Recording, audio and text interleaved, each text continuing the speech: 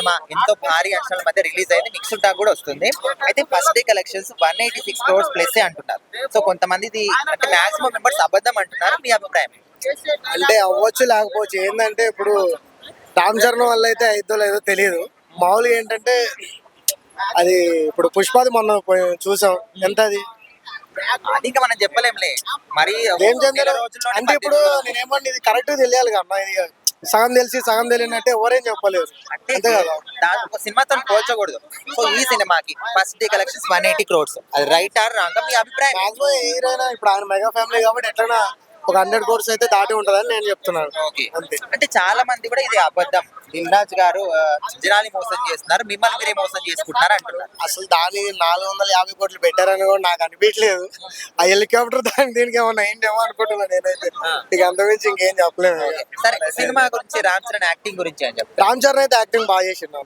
అది ఇంకోటి ఏంటంటే అది ఈ జనరేషన్ లో రావాల్సిన సినిమా కాదు. ఓకే. అది ఇప్పుడు ఈ జనరేషన్ లో కోరుకునేది ఏంటంటే ఒక పుష్ప, ఒక దేవర, ఒక సలార్ అట్లాంటివి కావాలి. ఒక మాస్ లెవెల్ క్రింజ్ యాక్టర్స్ మనకు ఈ కావాలి. జనరేషన్ కి అది అర్థం కాదు. అది మొత్తం ఎడ్యుకేటెడ్ పర్సన్స్ కి గేమ్ చేంజర్. ఓకే. ఈ జనరేషన్ లో ఎడ్యుకేటెడ్ పర్సన్స్ ఎవరు చూడరు. అది అర్థమైందా? ఆర్టిస్ట్ ఎక్స్ప్రెస్ లో సెలబ్రేషన్స్ లేదు, ఏది లేదు.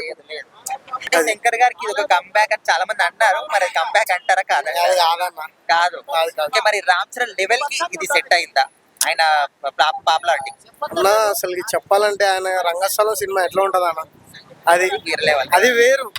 ఇది కూడా ఏంటంటే బాగానే ఉంటదని మనం కూడా అందరూ అనుకున్నాం.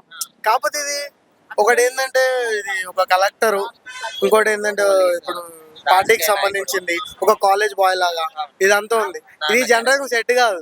ఇది మొత్తం ఏంది వాణి నరికేసామా, అరిసామా, పేపర్లు ఇసిరేసామా, ఇదే కావాలి అందరికి ఇప్పుడు. ఓకే. అవి సెట్ కావు. చదువుకున్న క్యాండిడేట్లు మాత్రమే అది అర్థమవుతుంది. ఓకే. సినిమా బాగాలేదని నేను చెప్పట్లేదు, సినిమా బాగుంది. కానీ ఈ జనరేషన్ వాళ్ళకి అది వేస్ట్ అన్న. ఓకే. సరే రామ్ చరణ్ యాక్టింగ్ లెవెల్స్ కి, ఆయన పాపులారిటీకి ఎలాంటి సినిమా చేస్తే బాగుంటుంది? నెక్స్ట్ వచ్చే RC16 బాగుంటుంది అంటే అది బాగుంటుందని అనుకుంటున్నాను నేను కూడా. ఓకే. సో మొత్తానికి గేమ్ చేసే సినిమా గురించి ఒక మాటలు ఏం చెప్తారు? ఒక్క మాటలో అయితే సినిమా అయితే బాగుందన్న. ఇప్పుడు అనవసరంగా ఇట్లా బాగాలేదని చెప్పడం ఎందుకు? మామూలుగా ఇట్లా మెగా ఫ్యామిలీ అన్ని పక్కన పెట్టి అన్న కూడా ఒక క్రేజ్ అనేది ఉందని అందరూ అర్థం చేసుకుంటే బాగుంటుందని నేను అనుకుంటున్నాను. Thank you.